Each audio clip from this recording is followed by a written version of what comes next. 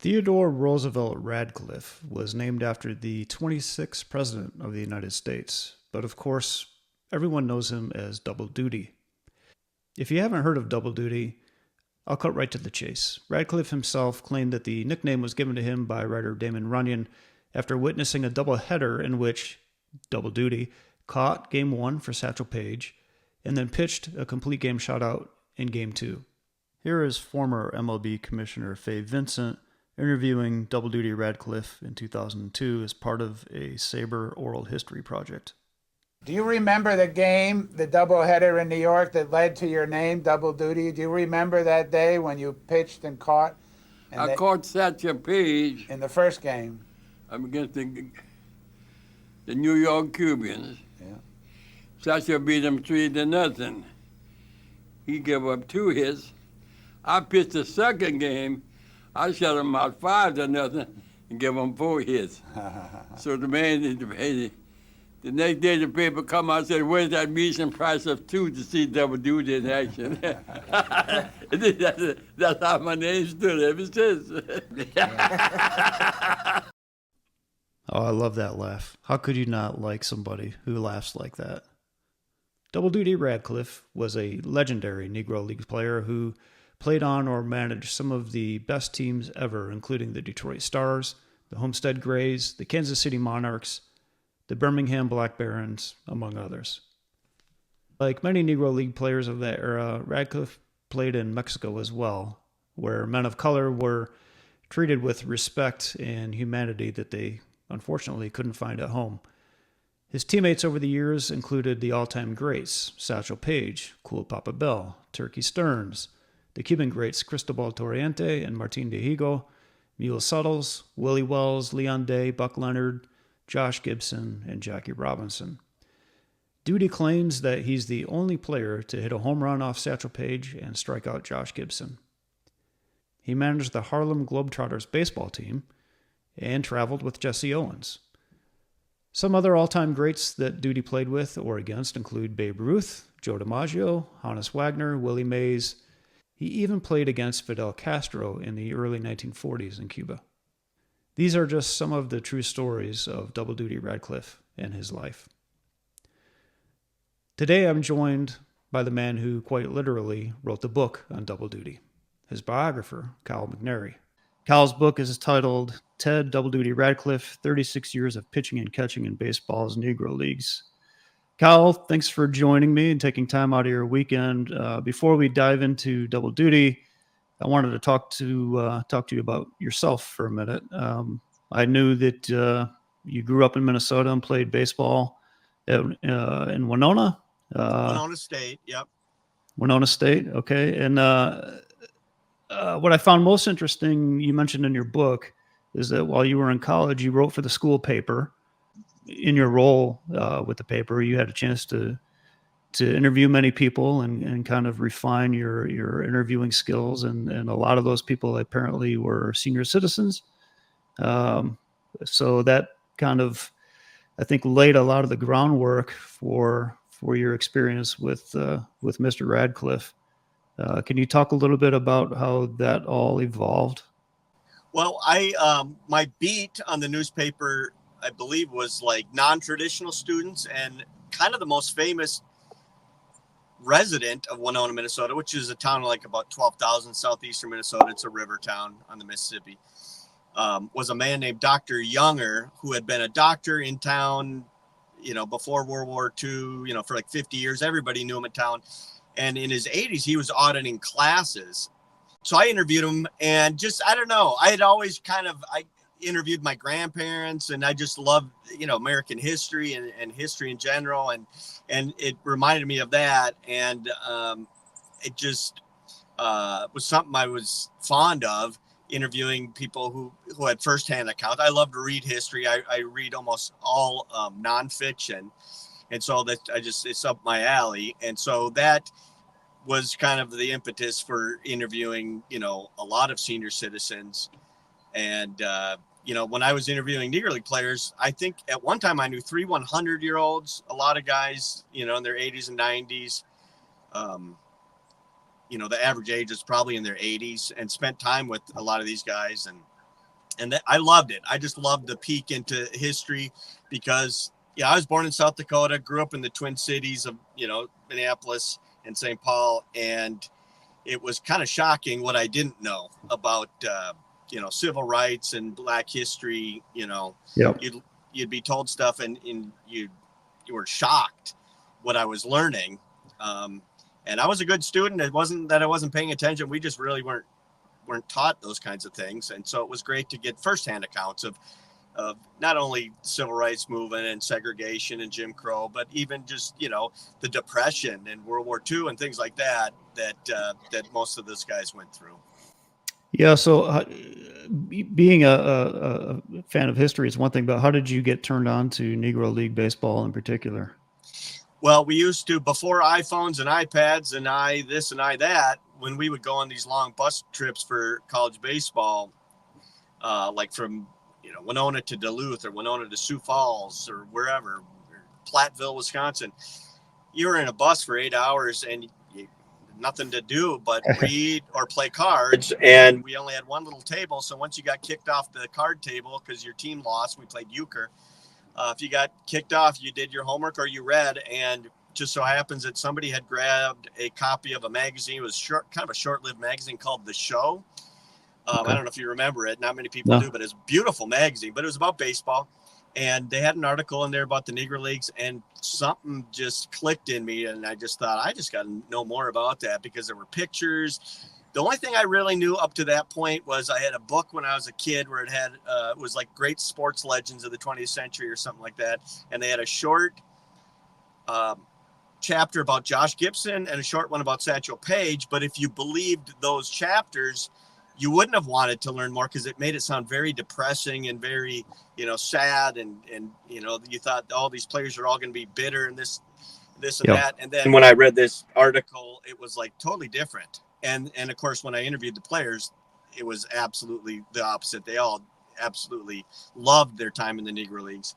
And so it just kind of made me want to learn more. And at the time, there were only a few books. And so it was just a matter of me, literally in front of a typewriter, writing to all these historical societies and libraries and just trying to get as much information as I could. And I was getting, a letter in the mail every day from a different library or a historical society. And I just got hooked on it. One of the things I was curious about, you had mentioned at one point that somebody you knew gave you Double Duty's address. Was this somebody that you worked with, or? You know what? I've thought about that a million times. I wish I would have written it down because I don't even know who it was. It was kind of a casual, friend, or not even a friend. I don't even know, but it was he just said, "Hey, you're doing the research about the Negro Leagues. It was actually Double Duty's sister's address, and you could write to Double Duty in care of her." And the thing was, at the time, I actually had, compiled some stuff already, and there were documents that listed Double Duty's date of death. So I thought, well, he died. Why am I writing to him? And I thought, well, maybe that's wrong. And I did write him, and of course he did write me back, but I don't even remember who it was that gave me his address. But Double Duty literally wrote a handwritten letter back to me, which I still have. And, and that's another thing. I would correspond with these guys, before texting and emails, they would write these beautiful handwritten letters. Man, those are got to be precious. Yeah, absolutely. And their handwriting, I felt like saying, did you all go to Catholic school? Because your handwriting is all beautiful and mine is just horrible. Yeah, different era for sure. Yeah. Whoever that person was, man, that was just fate stepping in. Yeah. You had mentioned that you were working on a Negro League app of some sort. Yeah. In fact, it's we're just kind of testing it now, and then I got to learn how to upload all the stuff to it. But yeah, it's going to be called Pitch Black Baseball, or it is already called Pitch Black Baseball. And it's just going to be a place where you can read biographies. There's no fee for it. It'll be a free app. But it's a place you can read biographies. You can read box scores. I don't know. There's not as many people as me who love box scores, but they're all little stories in themselves. And I have some audio interviews on there and some, quizzes, and there'll be stuff to buy. But I'm hoping people who are interested in the Negro Leagues will give it a look, because I do still get, for years it was the kids of the players saying, "Hey, do you have any box scores of my father, or whatever, or my uncle?" And now it's my great grandpa or great great grandpa, and so I have all of this information. I just kind of wanted to put it in one place for people to access and enjoy it as much as I have. Duty's playing career was over by 1946, never getting a chance to play officially in integrated Major League Baseball. But of course, he played many games against white barnstorming teams through the years. In his oral history, he talks fondly of many MLB players who he admired for both their skill and their treatment of black players, especially Ted Williams. It's well known how Ted Williams used his Hall of Fame induction speech to make a call for Negro League players to be in the Hall of Fame. But it's less well known what Ted did behind the scenes. Ted Williams, one of my best friends. Every time he see me, I'm telling for 5, 6 times, he give me $100. Yeah. He said I was his man. Well, he was mine. You know he was mine. But he was a good man. He was a great man. I agree with you. I knew him well, too. And Oh, he was a great man. Money didn't make no difference to him. He's just a good man. He was a good man. Color didn't make anything to him. He come wake him up and take me to dinner, and they'd leave me a couple $100. Say, yeah, you son of a bitch, take this here and go get your gal. he was really good to me. You had mentioned in Bob Kendrick's podcast, if this was not in your book, that he at some point played baseball against Gordie Howe. Now, I wanted to hear that because I'd never heard of Gordie Howe swinging a baseball bat. And, he was actually a very good baseball player. And Terry Sawchuk, who was a Hall of Fame goalie, and there's a famous picture of him that you can find online of all the stitches in his face, because this is before goalies wore masks. But Double Duty, when he was playing up in Winnipeg in the early 50s, they would play in these tournaments, non-league tournaments, because he was in the Manitoba Dakota League, and they would play teams. And Terry Sawchuk and Gordie Howe were both very good baseball players. Gordie Howe was, I believe, a left-handed kind of power hitter. I mean, you can tell if you ever have seen video. I'm a little too young. I can't believe I'm saying that, but I am a little too young to have seen Gordie play. But I've seen video of him, I mean, in baseball, kind of the slap shot and a baseball swing, they're kind of similar. A lot of the guys I played ball with growing up were hockey players as well. So it's not like a big surprise. But Gordie Howe supposedly was sensational baseball player, but obviously better at hockey, but was a good baseball player. Yeah, I did not know that. I'm originally a Detroit boy. So I grew up in Southeast Michigan. So Gordie Howe, everything is Gordie Howe up there. So that one in particular caught me. When I go back and read these the stories of these guys and their upbringing, whether it's Double Duty or the humble beginnings that somebody like Hank Aaron had. I think Hank Aaron, the house that he grew up in, his dad had a carpenter build that house for $50, according to Hank in his biography. But Duty tells stories of playing with a rag ball where they would soak it in kerosene and light it on fire so they could see it at night. We played every day, and we played at night sometimes. Didn't have no lights, but we soaked the softball in the kerosene all day and light it up and play with the ball at night. We didn't have nothing else to do. And the ball was burning, so you could hit.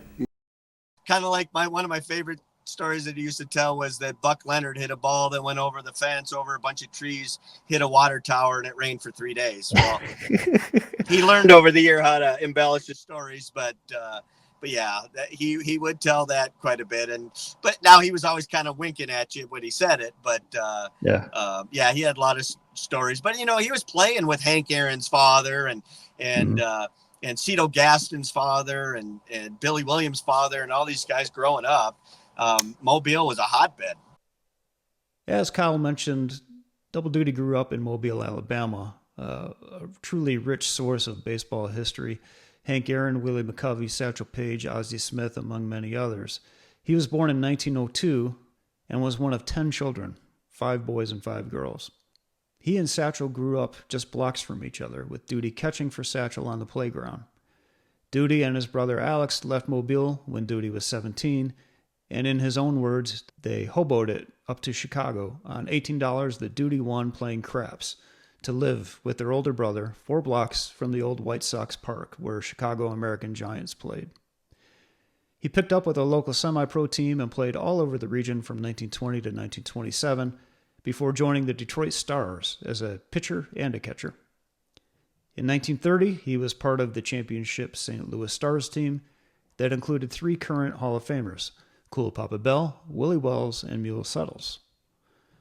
In 1931, Duty joined the Homestead Grays that included 6 modern-day Hall of Famers, Oscar Charleston, Bill Foster, Josh Gibson, Satchel Paige, Smokey Joe Williams, and Boojum Wilson. Duty was only 5'10", but had a hard fastball and a number of off-speed pitches. He said he didn't throw a spitball, but he was famous for his emery ball. When asked in his oral history if he threw any illegal pitches, Double Duty had this response. Yeah. How many of your pitches were legal? But no, Double Duty was just one of a kind. You know, he's one of those guys that I interviewed guys who hadn't seen him in 60 years and remembered him. He just had that larger than life personality. He also had friends for 80, 90 years. You know, when Bobby Robinson died, they had been friends for almost 90 years. Yeah, so gosh, can you imagine? Yeah, and so he was playful, he was fun, and one of the things I said, I spoke at his funeral, and one of the things that I said was he never thought he was old. I mean, even when he was 103, he just never viewed himself as old. He was always looking for the next thing, always saying, when I come to Minneapolis next, when I come here, when I do this. And that, I think, is a lesson to us all. That's how you keep your mind young, is by always looking forward, not behind. And he also, his great quote was, he said, when you're old like me and sitting around telling stories, you want them to be good ones. So you got to live a good, fun life first. And so that's another kind of lesson I think that he taught me, is just have fun, because he always did. He was hilarious. I always said him and Buck O'Neill were the 2, I think, most fun speakers to listen to. Buck O'Neill was like a preacher or a college professor, and Duty was like a stand-up comic. Well, I think you were blessed to be able to have that time with him, and I think you were the perfect guy for it. A baseball geek, in your own words, and somebody who had a journalism background. And I think it was fate. Whoever passed on that address to you. I've often said that baseball geeks make Star Wars nerds look cool, because we get into this stuff, and Star Wars was on, or Star Trek, I should say. Star Trek was only on for a season or 2, where baseball is 150 years. We're even worse. So, but I wear it with a scarlet bee. So what's next for you? Are you working on another book? I want to just pour everything onto my app and do some of that. I want to do my sister's a very amazing artist, and I want to do like a children's book, just talking about some of the great Negro League players. That'd be great. An amazing illustrator, and so some stuff like that. But just anything that promotes Negro League baseball is just great with me. I just think the guys, deserve so much credit for the players today. I used to do, 25 speeches a year, and I used to say, I don't care who your favorite athlete is, if it was Michael Jordan or LeBron James or Barry Sanders, you might not have heard of them if it wasn't for Jackie Robinson, and you wouldn't have heard of Jackie Robinson if it wasn't for Cool Papa Bell and Satchel and Hilton Smith and all those guys. They laid the groundwork, and so it's a big part of civil rights. It really is. Yep. I agree completely. Well, thanks for your time, Kyle. I really appreciate it. And anytime. Good luck with the app. I'm actually an Android developer. That's my full-time job. So if there's anything that you need, or if you're curious about the Android side of things, don't forget to don't leave us Android people out now. Everybody likes We Okay. are doing the Android. In fact, I had to do some kind of red tape stuff to do the Android stuff. Yeah, absolutely. No, I want everybody to be able to access it. Like I said, it's just information is what it is. Yeah. And No, I I just think it's great. I think you can go down a rabbit hole though. And I think people can really get hooked on the subject, and they have been, over the last 20, 30 years since I started it. When I started it, there wasn't a ton of interest, and it's building, and I just hope it just keeps building, because these guys and gals, by the way, Tony Stone, Mamie John, there's women too. I was a good friend of Tony Stone. She's from this area. She's from St. Paul. So men and women that made the Negro Leagues great. Is she alive? She is not. She actually died fairly young from Alzheimer's in her 70s, but she was just a beautiful person. And we have a field here in St. Paul named after her. They spelled her name wrong when they first built it. Y? They did. They didn't know that it was a woman. And so I never got to play at that field. My son got to play in college at that field. So it's a beautiful field. But, okay. Yep. Wow. Awesome. All right. Thanks for your time, Kyle. Yeah, you bet. Have a good one. You too. Take care. Bye.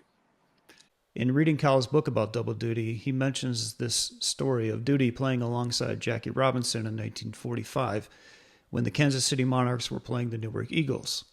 Jackie had a home run, 2 doubles, a single, and stole 5 bases that game.